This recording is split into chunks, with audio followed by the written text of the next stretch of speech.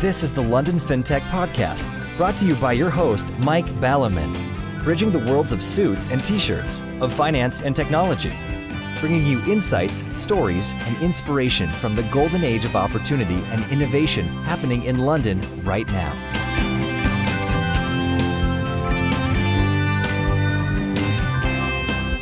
Hi, this is Mike Balaman, and this is London FinTech Podcast, episode 156, brought to you in association with Smart Pension, and I'm delighted to be joined today by Brian Basham to discuss the vital role and management of the business played by the chairman in a fintech. Brian chairs many boards today and was chairman of the FinTech Archover, one of the London FinTech Podcast's former brand partners, for many years. He founded his first company, the Broad Street Group, in 1976 with £100 of borrowed money. 10 years later, he floated it on the London Stock Exchange. Brian's Broad Street Group were heavily involved in the M&A decades, which led to much more experience of the realpolitik of listed company boards. Thus, we could not find anyone better, not just a fintech insider, but one who has done the whole soup to nuts journey, the NewCo to FTSE that many of you would wish to do, and has nigh on 50 years' experience of boards and business. Brian also kindly wrote the foreword to my book on the small company board. What is the role of a chairman? How does this change over time as NewCo grows and grows? How does the complex relationship between founder and chairman work? The not inaccurate, simple caricature here is that in startups, the founder/CEO hires and fires the chairman, whilst in FTSEs, the chairman hires and fires the CEO. At some point, long before listing, the seesaw tips, as many fintechs have already seen. How do you appoint a chairman? How does the dating and mating process work? How do you get a good one? And last, but not least, what's in it for a chairman? Some of you may think it's the ultimate top job, but many chairmen I spoke to were especially averse to chairing young companies, with it universally being liked to having to change a baby's nappy and teach it to walk and talk. Equally, former founders who had become chairman, and hence you might have thought understood the role well, found that actually sitting in the chair wasn't at all what they imagined. One said, "I was a chairman a couple of times and I hated it." Another said he would never have become the chair if he'd known all that it was involving. Plenty to talk about, so let's get on with the show. Good morning, Brian. Thanks for joining me today. Good morning, Mike. Good to talk to you. So, in terms of kicking this off, I've started by talking about your immense experience of chairing, which was very helpful, and you kindly writing your foreword for my book, which is also very helpful. But actually, one of the most helpful piece of advice you've given me is something that I'm not following at the moment. I shall get onto my excuses in a minute. But is a question of being fit and running. And Bridget is doing a couch potato to 5K course at the moment during lockdown, and she's much fitter and sleeps much better. I sit in front of my computer and get stressed, and for some reason don't move very much, and for some reason I don't sleep so well. So how did you get into this running lark at your young age? Well, I've done it a bit over the years, Mike. I mean, I'm a plodder rather than a runner, you know. I'm sort of keep going forever, but at no great speed. And but most recently, I was prompted to get into running because in 2015 I had a heart attack, and I realized I was fat, sitting in front of my computer, getting stressed. You might recognize that. And so I decided to do something about it. I was fortunate enough to come across a coach, a young lady who knows her stuff, and got me running in September 2017. And I couldn't run when I found it. It would run 400 yards, which was a significant number, as I'll explain, because I then ran the London Marathon in the following March or April, whatever it was, the London Marathon. And I noticed that I've always thought of the London Marathon as being 26.2 miles. And as I came out of the hotel on Blackheath, where I was staying, there was a huge banner saying 26 miles, 385 yards. And I suddenly realized that the previous September, I couldn't have actually run the 385 yards. So there we are. Anyway, I got round the marathon very, very, very slowly, as befits a man of my advanced years, and completed it inside the time, very narrowly inside the time. And it made me feel a lot better. I was going to say that is, in the circumstances of being not just unfit, but a heart attack, that's an amazingly rapid progress from 365 yards to 26 miles and 365 yards. I mean, it's phenomenal, isn't it? I was amazed and staggered by your achievement. I would have thought it was possible, but I'd imagined that kind of recovery would take years. No, not at all.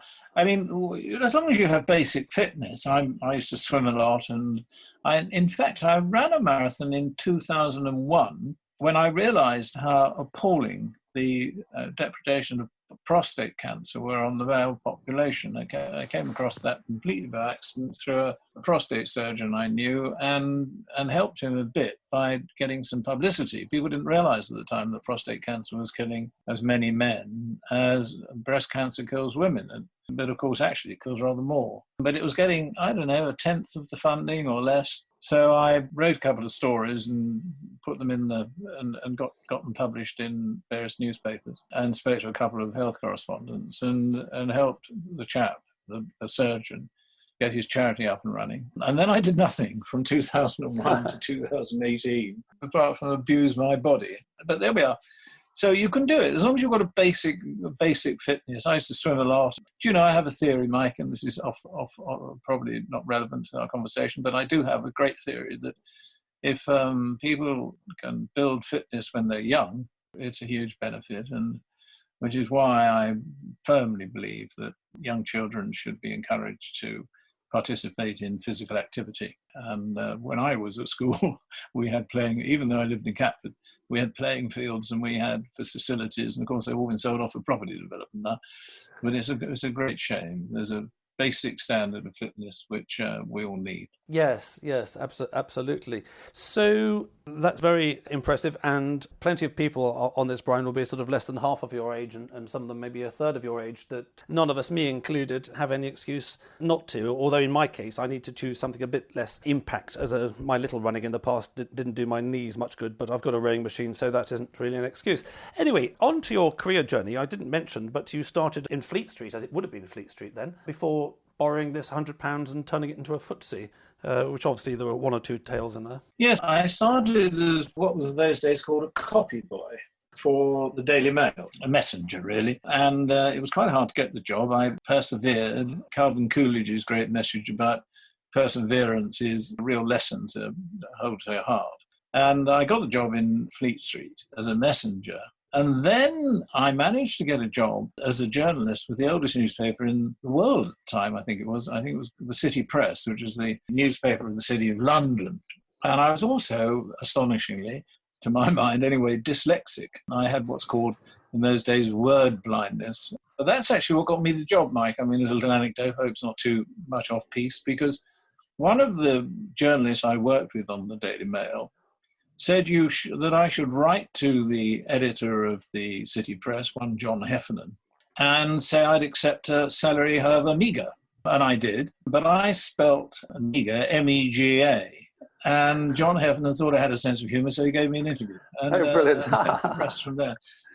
Yeah, well, it was a bit of luck, really. So that worked. And I went from there to running the newspaper, putting 16 pages to bed when I was 19, working a 40 hours straight with no sleep to do that.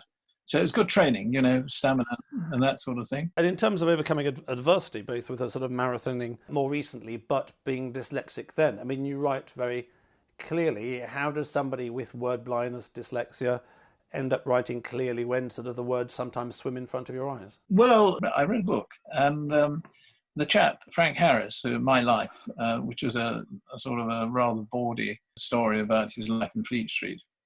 And he carried a book with him, and whenever he heard a new word, he read it out 3 times. And that's what I did. I always had a book. I wrote out every word that I came across 3 times, and found that I could then remember it. And from being dyslexic, I actually got an accolade from the night news editor of the Daily Telegraph because I corrected the fact that he had spelt Pyrrhic wrongly, which was a major milestone in my life eventually. Brilliant. So you just got to persevere. Yes, it's a very important story. And indeed, you taught me in an email last week a new word. I'm probably going to misremember it, although it was in German. Is it Schreiber or something? Desk murderer? Well, it's desk murderer, yeah. Yes, somebody in Downing Street might apply to. So there's obviously a whole book to be written in terms of how you take £100 and turn it into a FTSE in a decade, a bit like how you sort of go from running 365 yards to 20 odd miles and 365 yards. But just focusing on the chairman aspect of that. So you were there running a city newspaper, and you then one day get an idea to do a business. What did you know about sort of chairman before you got it, and what was your approach in your sort of NewCo and your whole FTSE journey to chairmen?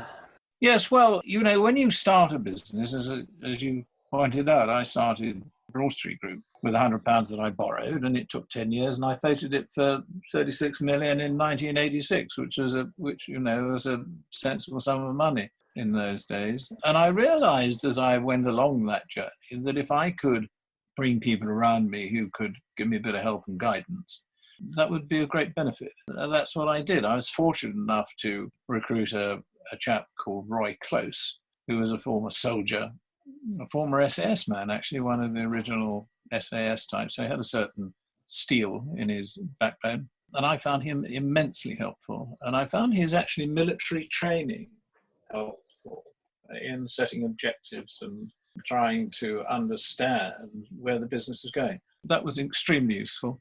And then when later on I started my own businesses, other businesses, after I'd sold off the Broad Street Group, I started other businesses. I was very keen to, I was usually chairman by that stage because I'd learned quite a lot. But I've always liked to bring people on board who can help with the thinking. What you've got to be careful about when you start a small business is that you bring on people who are compatible with you. You don't want to end up with the terrible experience of what I call the parish council meeting, where people are much more concerned with stating their own views than they are with actually achieving anything. So I think that's terrifically important for people starting a new business. They've got to have somebody who's compatible, who they get on with, or somebody who they respect. And that's the approach I take to chairing small businesses. Good. Okay, well, that's sort of clear about how you came across the concept, how you used it, and then, as you say, became chairman. So fast forwarding sort of the better part of 50 years in an instant, now you've got experience of chairing lots of businesses. Should we just dive into some of the aspects that I outlined at the beginning? What does the chairman do? How does the role change over time? Managing relationship with the founder, how founders find one, and ending up with why people do bother chairing things. So one of the things that I found in terms of a few weeks ago, at the beginning of lockdown, I announced a small free competition that the first 3 people to contact me who listen to the podcast, I'd do some board mentoring for. So I've been happily doing that. It's been a very enjoyable process. They're all at the stage of pre-chairman. And I think, the sort of connection with all of them is that the board is a bit of a challenge for them. They don't quite know how to use it well. They don't quite know where the strategic management sort of fits in, what's strategic, what's tactical, and all these kind of things. And, in a sense, I've been saying to them that there are different stages of funding. But in a sense, I've been saying that actually once you get a chairman, you've got somebody who you can actually delegate that kind of stuff to and who can teach you the ropes. But let's just start off with what the ropes are. So let's just keep it sort of simple. I mean, there's a million articles on the internet about what the chairman does in a company. But what is the basic role, Brian? If one of the listeners out there doesn't have experience of boards, if they founded a business and doesn't yet have a chairman, what is the chairman's role in the company as a whole, should we say? The fundamental thing you want is you don't want people to quarrel. I've seen so much of it happening in businesses. I advised John King at British Airways for a long time, and the company occasionally was paralysed by quarrels between him and the various other people on the board, and Colin Marshall, the chief executive then, and others. And so that's terrible distraction from the getting on with the business, though John did a fantastic job at British Airways. So I've watched that, and I've also I've advised James Hansen for quite a while, and I saw how James really lost touch with where the business should be going because he was too autocratic. There were no quarrels on the Hansen board because he banged the desk and made sure there weren't, And so you've got to sort of try to bring about consensus on the board. That's the most important thing. But at the same time, you need to keep people focused on their clear objectives, what they're doing, and that needs to be very clearly stated. So I always try to maintain a degree of, I think formality, and quite strong formality actually, without being stuffy. So you want people to open up and talk about whatever it is they feel is relevant to the business, but it must be relevant to the business and relevant to the discussion in hand. And to do that, you've got to have rules, You've got to have a proper agenda. The way in which the agenda is put together is, to my mind, extremely important. It's very important all the detail is important. It's important for the chief executive to come up with the agenda. It's then important for the chairman to review that agenda. And the chairman then needs to invite other directors to look at the agenda and put forward ideas. And, the chairman's role there is to make sure that if difficulty arises, that it's relevant. You might occasionally want to have a chat with a person who's put up something particularly contentious. You want to be clear about that, and you want to diffuse situations where you can. So that's all very important. You've got to make sure that you have board meetings on a regular basis. I always go with small companies for monthly board meetings. Bigger companies you can do quarterly. But small companies, things change so rapidly. So you do want monthly board meetings where people sit down and look at how the business is going. And then, so no point in sitting down and having board meetings unless you've got information. And there's no point in sitting down with that information unless you've digested that information. So the timing of the information is, I always think, terrifically important. I mean, my preference is to ask for the papers for a board meeting by the Thursday, prior to a board meeting on the Monday or Tuesday. That gives people adequate time to get their minds around the information.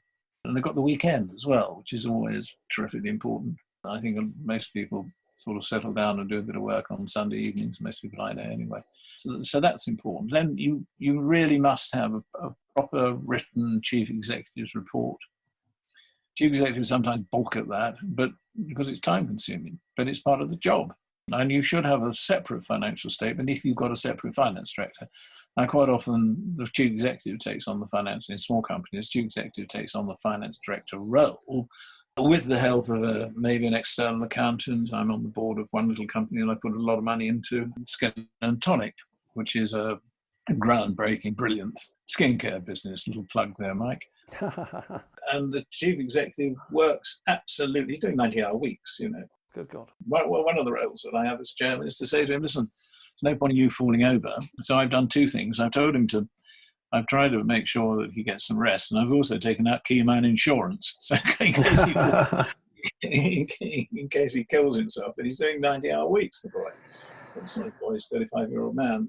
So that's all terrifically important stuff. And of course, sometimes he thinks he doesn't have the time to do a chief executive report. We've got to do one. On that point, one of the things that I've been saying, and the word causes problems, strategic, but anyway, one of the things I've been saying to people who are pre-chairman, which is that there is a benefit of the board meeting, is that it's the strategic forum for the strategic thinking about the business. And I give an anecdote I tell in the book, which is when I went independent some 22 years ago in the late 90s, I had my own, what would now be called a fintech, doing strategic management systems for chief executives and boards of businesses. One of the things that I found was immensely useful. It sounds really crazy, but this brings home the point, I think, which is that I had a nice two-person office to myself in Regis, when Regis was the only people supplying offices back in the day. And after a while, I realised that the tactical crowds out the strategic. If I sort of sat at my desk at my computer, there was always a sort of 100 things I should be doing, and a list, I need to do this, and I need to do that.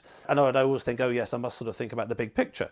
But actually what I found immensely useful was once a month, I hired a meeting room in Regis, which actually cost me money.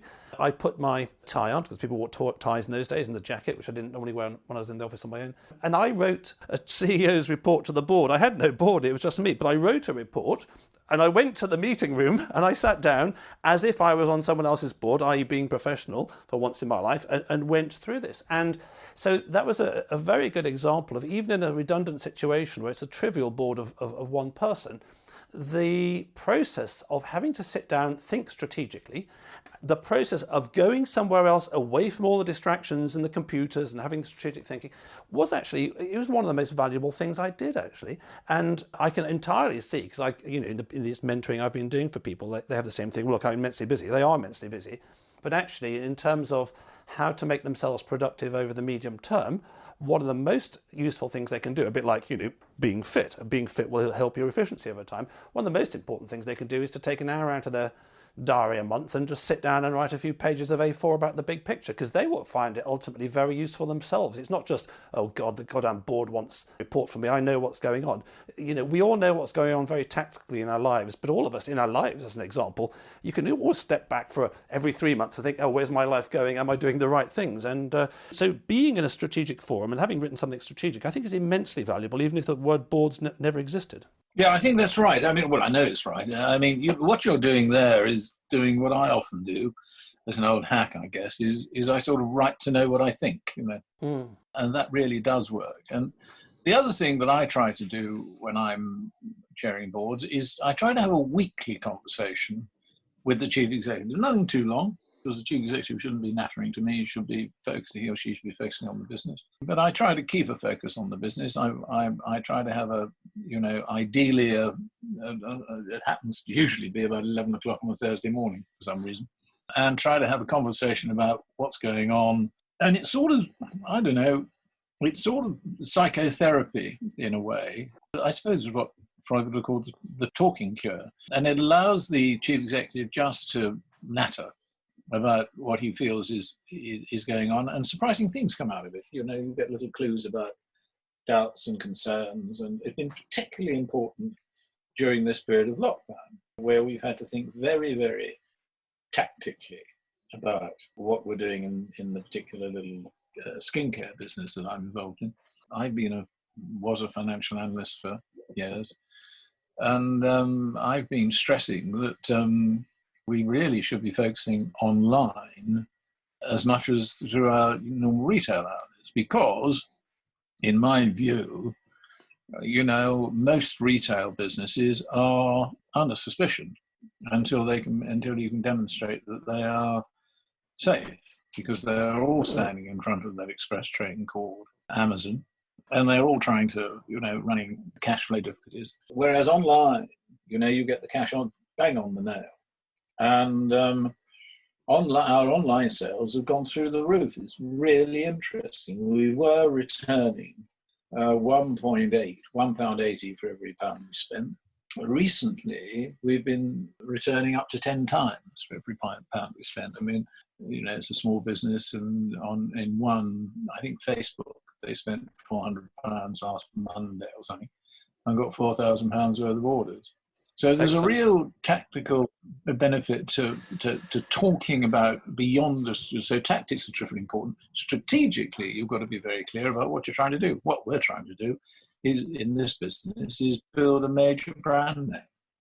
Yes, so I would put that in the context that you can see the board as something you have to have, especially when you've got external capital and investor directors, you need to have it. And, that sort of kind of burdensome perspective, but the board can be an engine of growth, and in particular you've got the formal meeting, you've got all the minutes and all these things you mentioned. But the other thing that the founder should be looking to get from the chairman is, in a sense, business mentoring from someone who is literally older and wiser and has a few more decades of business experience. Wisdom is a concept which is rather lacking in the world today, but if you go to any original society, who always had their challenges for tens of thousands of years in every country in the world. Societies have had their challenges. Historically, all societies, all tribes would look to their elders who had simply lived a few more decades and seen a bunch of stuff. So in terms of the founders out there, they should be looking for some wisdom and some guidance and some mentoring from their chairman, as well as just somebody who comes in and, quotes, chairs a board meeting. Yes, I think that's it. And you spoke earlier about what people feel about being chairman. Well, one of the great benefits is the satisfaction. You've said that you're doing a bit of mentoring on LinkedIn with people, and you're not doing that for money. Something might come out of it, who knows? But actually, there's a great satisfaction in mentoring. I was an entrepreneurial mentor at the London Business School for a while. I couldn't carry on doing it because it was just too time consuming. But they have an entrepreneur's course there, and there were some brilliant young people who came through, and I found it terrifically interesting talking to them. And actually, I learned a lot as well. I mean, there was one chap I tried to help who was a pilot, and he was also very keen on motor racing. And he pointed out that the information that a driver has roaring around a track at up to 200 miles an hour is much more than the pilot has flying an aeroplane. And he developed what he called a yellow box, which would replace the black box in aircraft, so that would have a lot more information in it, because the airline industry was way behind the motor racing sector. And that really actually interested me because of my work with British Airways. I could see that absolutely happening, the resistance to change in the airline industry. That sort of thing is terrifically interesting, and you learn a lot as an individual if you're chairing businesses. Absolutely. Okay, so that's the sort of why chair. We'll come back to the sort of disadvantages in a second. So that's the idea. You've got the board meeting, the strategic forum. That would be useful even if boards didn't exist. And hopefully, or certainly maybe not on day one, but as your business grows, you can upgrade the chairman role and you can get somebody with more experience who may well have done your journey before themselves and therefore, as a human being, has faced those challenges. So we get into the question, again, a book could be written about this, of how the role changes over time. As I started by saying, the caricature is that sort of in NewCo, you're actually probably unlikely to get a chairman on day one, but for sake of argument, let's say you do. On day one, the founder hires or fires the chairman, and a number of the companies I've spoken to had to get rid of chairmen because they didn't fit. And in general, because they were sort of too dot to dot about things and not putting enough creative energy into the business. At small companies, as we all know, will tend, like a small fire, will tend to blow out left to its own devices. So a lot of creativity, a lot of tinder, a lot of blowing on the sparks is required sort of early on. As you get nearer pre-IPO, you've got much more process and procedure because you're turning into a FTSE where it's almost entirely process and procedure these days. So how would you see this journey for founders, but also for chairmen? And as part of that, we can pick up on this complex relationship between the founder and the chairman in a business over time. Well, it all begins to change as the power structure within the business changes. As you bring in external investors, they can begin to dictate ways of managing the business that might even be uncomfortable. I really try to avoid private equity because the ratchets that private equity people put in are very damaging to businesses. They do stifle creativity, and people have to sort of put on the treadmill of producing year-on-year results which are absolutely in line with the projections. Well, of course, when you're running a small business, you're not quite sure. People are asking you for 3-year projections. Well, who the bloody hell knows, really? It's all a bit blue sky. But you can have a general direction. You've got to have understanding.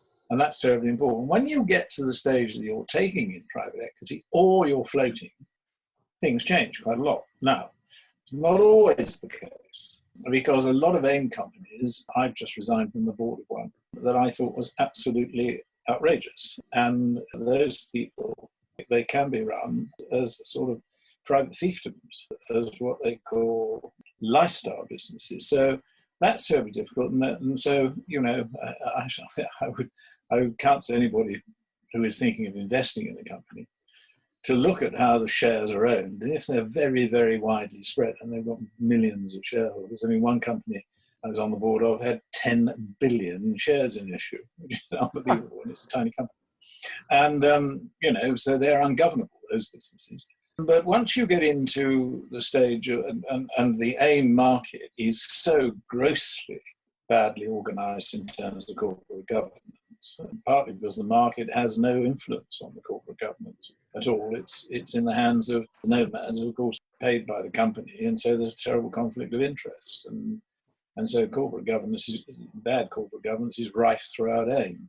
Not to say that AIM hasn't been a successful market. It has been, partly because the tax incentives are so huge. But when you get into serious investment, you grow, and you have powerful external investors. They really do, where they're investors who are inclined to be helpful, really can help the business. I mean, there are some tremendous people about who are very wise and good in terms of helping people get their act together around consulting. I'm just very keen on a little estate agency called Hunters at the moment, and there are two investors there, Nigel Ray and Gervase Williams, who I know the board value their input tremendously. But you get more formality.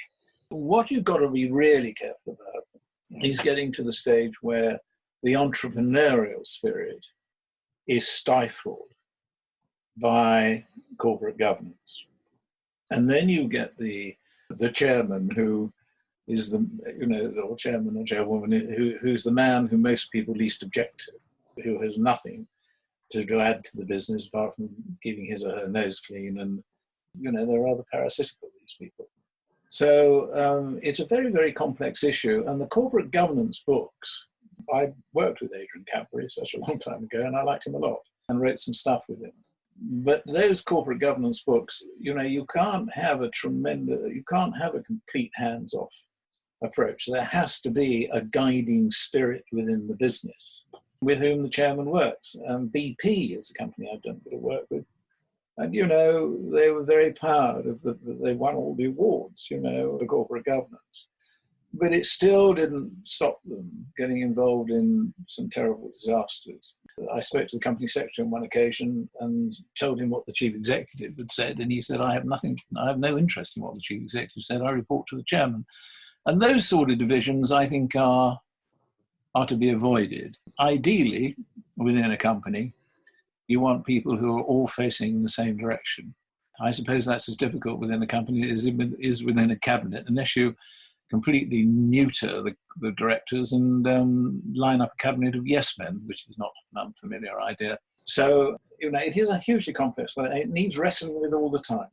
Yes, and one of the points I make in the book, I sort of take a little tangent, as I do, onto nouns versus verbs. And it's a very different mentality for those people who speak verb-based, action-based languages. So I give the example of God. In English is a noun-based language.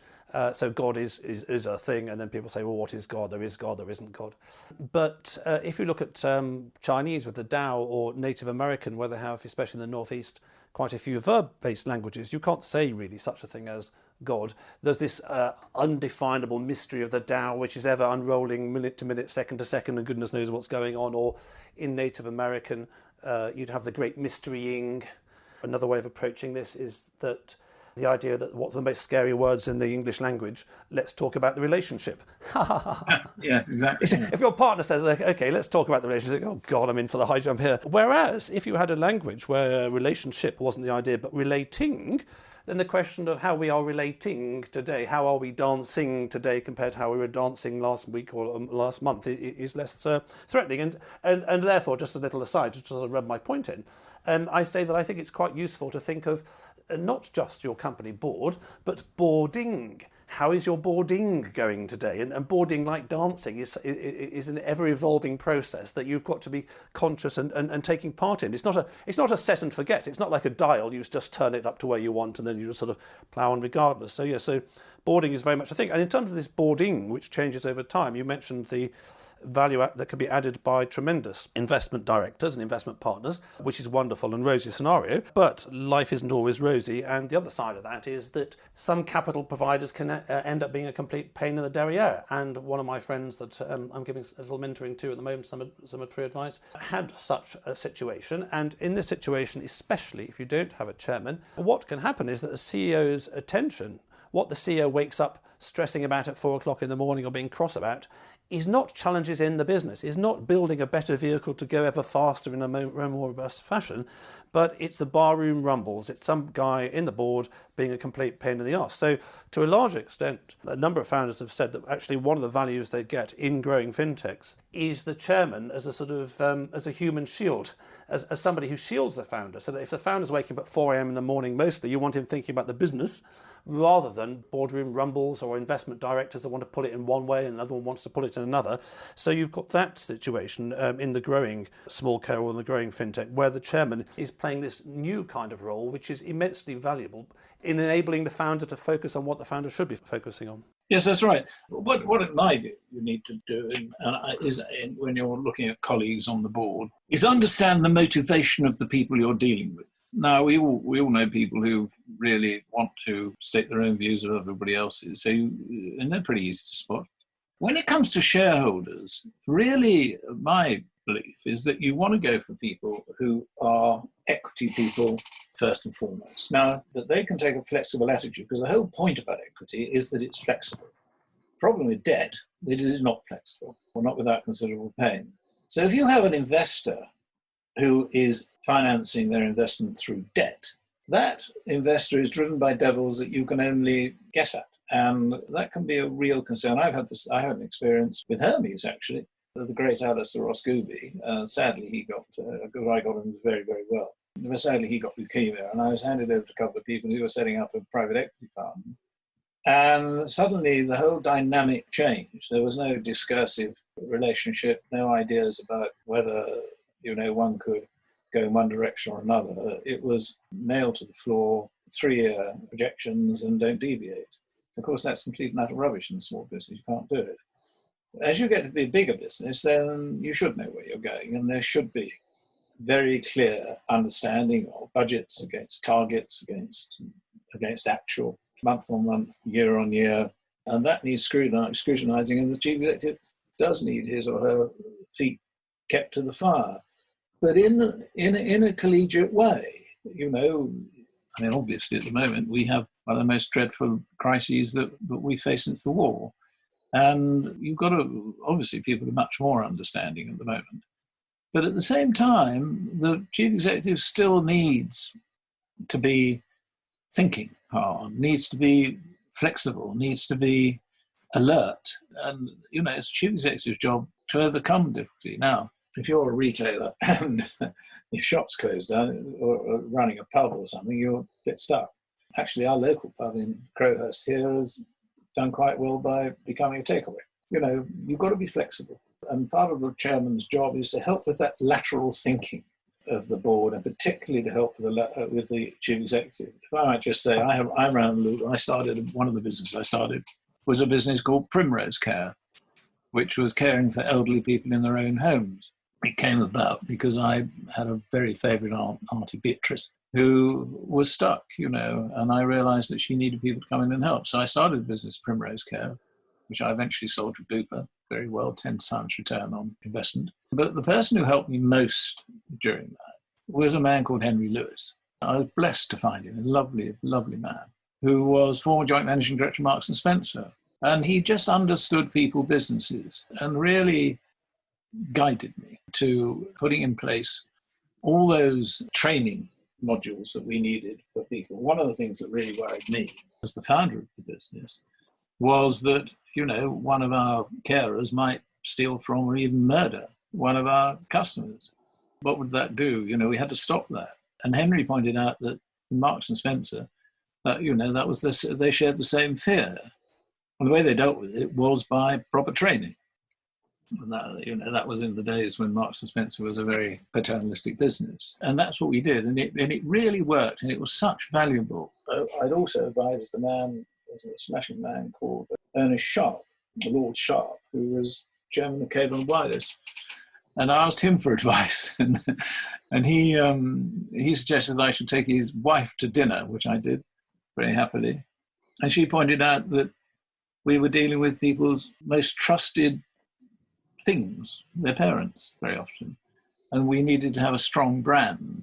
And so I tried to build a brand very much like Marks and Spencer in the old days. These little nuggets of guidance from people are tremendously helpful. They're helping to me. Yes. So, on that point, it occurs to me that a number of the brands in fintech have just got a bit too much of a sort of a tech brand and don't have the sort of the warmth around it. I mean, on this point about the parameters, you mentioned the private equity and debt funded, parameters that people arrive at the board meeting with. I mean, everyone in life is playing a game. And as Eric Byrne famously said in the 1960s, games that people play. And if you have an investment director that's coming in, as you say, if he's funded by debt, he's got a certain bunch of constraints before he's even sat down. The other thing, which also causes a problem for founders, where I've heard that chairmen are very useful, is that you've got a VC, you've got money from your VC. Well, that sounds fine, but it's not actually ever money from your VC. It's money from your VC's fund. Now, depending on where that fund is in its life, they may be after realizations because it's getting near to winding up, or they may, as I've heard in one or two cases, had some catastrophes and they may want to show a realization to show that some of their investments are doing well. So you've got the situation there where your VC is turning up at a board meeting, and I can think of a good example of this, and they just want to sell the bloody business for their own purposes. And, this parameter around their own purposes, their own time scales of their funds, will in general have absolutely nothing to do with the business at all in terms of when's the right time for the business to sell and have liquidity events. So, you've then got presumably one of the hardest jobs as chairman, which is that you have people literally wanting to go left and other people wanting to go right, and you're stuck in the middle, aren't you, as the chairman? You see, that's part of the chairman's job, in my view, is to absolutely make sure that the company has good relationships with a wide spread of investors, because there's always the danger that somebody will let you down.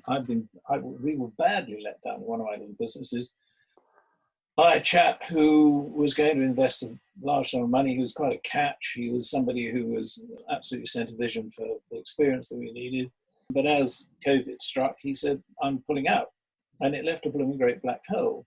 Now, we've spent considerable time making sure that we have a wide range of friends, and we will be able to fill that void over time. Of course, you've seen terrific problems caused by Woodford, and the problems he had being invested in companies that were illiquid.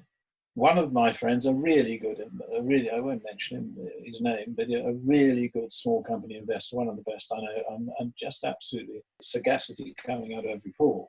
At the beginning of COVID, called the chief executive of every company that he has a share in, and it's a decent-sized fund, and said, can you get through to Christmas on the cash that you have on your balance sheet and your burn rate, and can you manage your burn rate where you have a burn rate? And where the company said no, he sold the stock back. Now the driven to it, you see. So, and that's the point at which the chairman should be in a position to, work with the chief executive, look at other people, other potential investors, look at borrowing if necessary, though I always counsel against borrowing if you can avoid it, and really sort of massage and develop the environment. Because you've got to remember, as a company, that you're selling the product that you make, the widgets or the skincare products, but you're also selling the product that is the company. And they're quite different markets. Oddly enough, they overlap much more than people think, because, of course, it might be a surprise to many, but fund managers are human too. And they also go out and the wives go out and buy skincare products. Or when I was working for Tesco, one of the reasons Tesco had such an appalling rating was because all the shops that they had around London were former Victor Value stores, and they were tiny little grubby units. So we had to take people up north, so Manchester, and show them the new world, and it changed the opinion. So fund managers are subjective as well. But there are two markets that need addressing in different ways. Yes, but one thing that occurs to me there is that most people, in terms of their assets, in terms of their investments, wouldn't stick their entire pension fund into one stock, because it might go up or might go down. Most people who need funding, there are plenty of sort of businesses that need lots of funding lines, will ensure they have plenty of funding lines. But actually, I do see quite a number of firms who don't apply the same attitude to their equity. You do a funding round, you go and see 100 VCs, and one of them sort of says they'll give you some, and then that's it, kind of stuff. And if you just leave it at that, then you're literally you're stuck. You've stuck all your eggs in one basket. So these things are all very complex. I think you've given a good feel for what it's like viewed from an experienced chairman's perspective. So if people are a founder out there, they don't have a chairman at all at the moment, or they've got a relatively inexperienced chairman or a medium experienced chairman, how do people go about finding a good chairman mixed with a realism around what they can get? I mean, if one man and a dog and his mate came up with a business idea yesterday in a pub, they're probably unlikely to be able to attract a FTSE chairman tomorrow, and probably shouldn't be trying to do that. So from the founder's perspective, how do they seduce good chairmen, given that, like everything in life, good chairmen are in relatively small supply? Well, that's the difficulty. You do have a difficulty there. And I think it's, in my experience, it's a question of sort of casting around, and you'll be surprised how many people that great thing about 6 degrees of separation, which is so powerful. One of the people I advised was Lord Young, David Young, and he pointed out that I could, within 6 degrees of separation, got to Mao Zedong because he had been to China, and I could get to any peasant in a field in China, and you can. So we all have that 6 degrees of separation. I did an investigation into life insurance many, many years ago. That's the process that people use to sell life insurance. You'll be surprised how you can get to people by just asking around and talking to people and being very open about it and being clear what you want from a chairman. You don't want a chairman just for the sake of it. You really don't. I mean, if you think about, I don't know who the chairman of Bill Gates' company is, or Jeff Bezos or Zuckerberg, these are genius businessmen. I wouldn't want to chair Ryanair. I think it'd be like being trampled by a bull elephant every day. So you've got to cast around and find people you want. And there will be chief executives who actually probably don't need a chairman. You just want to go bull in a china shop at the whole thing and do very, very well, because now, because of online environment, you can talk directly to people so easily. And it's the great, great change in my lifetime. I mean, I read the other day, Mike, and it's the thing that has changed everything and will continue to change everything. In my lifetime, processing power has increased 1 trillion times, and the rate of progress is still increasing. So everything is going to change. And I'm sure there will be ways of finding chairman in the future, but the best way to do it is really through personal contact if you can, because you want somebody who's going to be compatible with you. Now, when you get to be huge, then, the market will have particular views about how you should do it, and it should all be arm's length and all that. I'm very, very sceptical about arm's length. I just don't think it works. If you look at the banking scandals, there are a number of chairmen of major banks who should be in prison, I've no doubt about that, because of the way in which they conducted themselves. And how can you have people who are, I don't know, social researchers or something, as chairman of banks? I mean, banking is a defined skill. It's not a marketing operation. So you really want people who are compatible with the business that you're involved in. Excellent. So before I wrap up the show, I'd like to thank all the listeners out there. I wonder how many of you will end up being chairman at some point in your lifetime in the future. For those that do, I hope this has given you a good feel of the perspective from someone who's been involved for decades with chairing, some of the soft side as well as the sort of more hard mechanics. I'd also like to thank my brand partners for the podcast, Smart Pension, who are fast, secure and free. Check out their UK workplace pensions at autoenrollment.co.uk. So thank you for that explanation, Brian. We've covered an enormous amount of material in just over 3/4 of an hour. Normally at this stage, I say to the guests that they can get their flags out and wave them, but you've waved them for anyone who wants a skincare product. Anyone who's getting sort of old can look at your former business. I'm not sure whether it's quite the same, Primrose Care. Are there any other flags you'd like to wave? Yes, you've got to imagine that not a flag, but a huge banner I'm waving over my head. One of the things I've learned as a result of running, actually, is just how many people are in desperate conditions at the moment, particularly with the lockdown. The rate of suicide has gone up. And the person who coaches me has set up a charity appeal called Running Space, which I chair. And the work that they do is absolutely incredible. Running is something that anybody can do. I mean, I don't run so much as waddle, really. And it's something you can do from your front door. You don't need anything. You don't even need special shoes if you don't want them. You just get out there, get on your feet and do a bit of running. You can do it in harmony with other people. That's even better. And it has a tremendous impact. The woman's name is Jacqueline Yulden, and I have no doubt that she has saved many lives. She's a former suicide attempt herself. And so Running Space is my huge enthusiasm, and I'm looking for support for it. Excellent. Well, I shall include links in that to the show notes for people who want to check it out. I mean, I saw on the One Poor Liberty report the other week, they were saying that suicide attempts or suicide calls, something terrible in the States, had increased sixfold over the lockdown. And apropos the being more mobile, which is my weakness for the last couple of years, actually, the human being is not designed to sit down and constantly absorb stresses through sort of pixels on a glass screen. The human being is designed to move around their environment. And funnily enough, all of our societies in the past who had far more problems, they didn't have dentists for a start, but where people moved, there was less mental health. Now, I'm not oversimplifying it, but movement is in a sense life. When you stop moving, then you're nearly dead. So I can absolutely understand, along with the dopamine, that is a tremendous cause. And I think, sort of wrapping up the whole show, Brian, I think what you've shown, you've answered very well in a number of ways. Why chair? Well, for those people who are in a position to chair things, it's because you can meet some amazing people doing some amazing good in the world. And it is very easy, I know myself personally, I keep falling into it.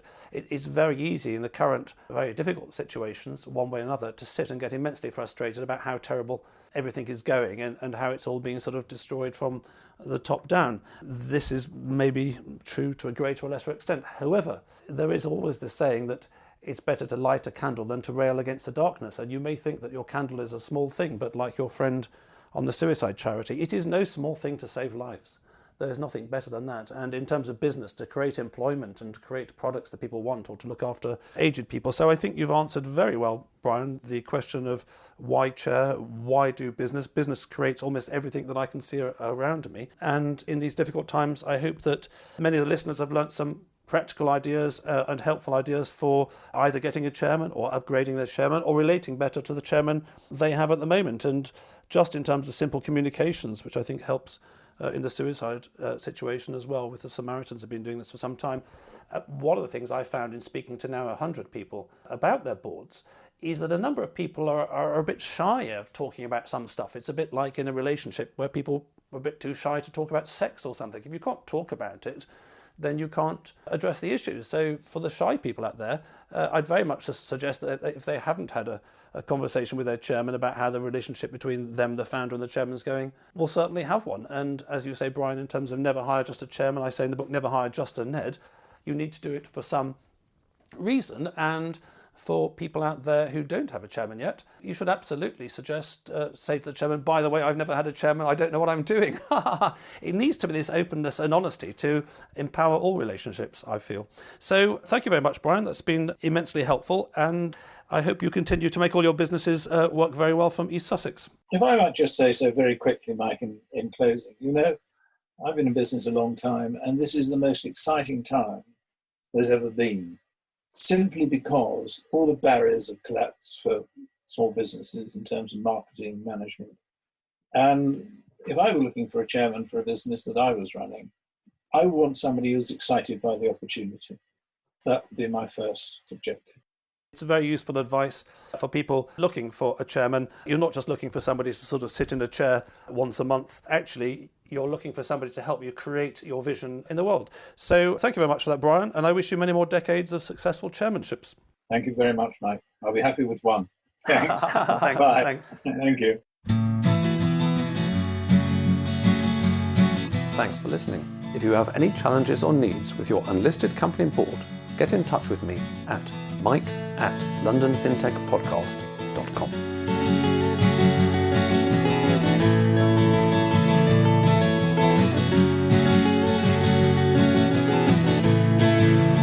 We could sit in a bend there all day, watching the firelight dance, watching the firelight dance.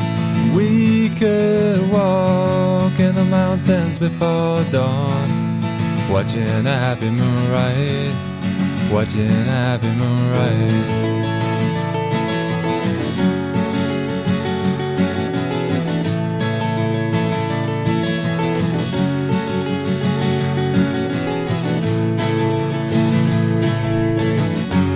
Come away from the city, with the tarmac so dead and the people so sad. Come away from the city, with the faces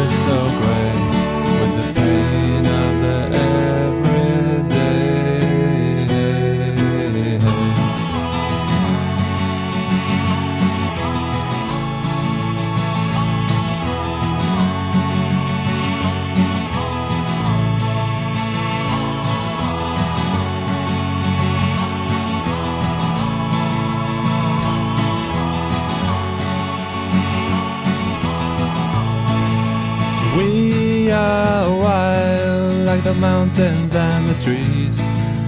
Can you see what I mean? Can you see what I mean? When we fade in between the earth and the sky, kiss the city goodbye, wave the city goodbye, wave the city goodbye, wave the city goodbye. Watch the firelight dance with me, watch the firelight dance with me, watch the firelight dance with me, watch the firelight dance with me, watch the firelight dance with me, watch the firelight dance with me, watch the firelight dance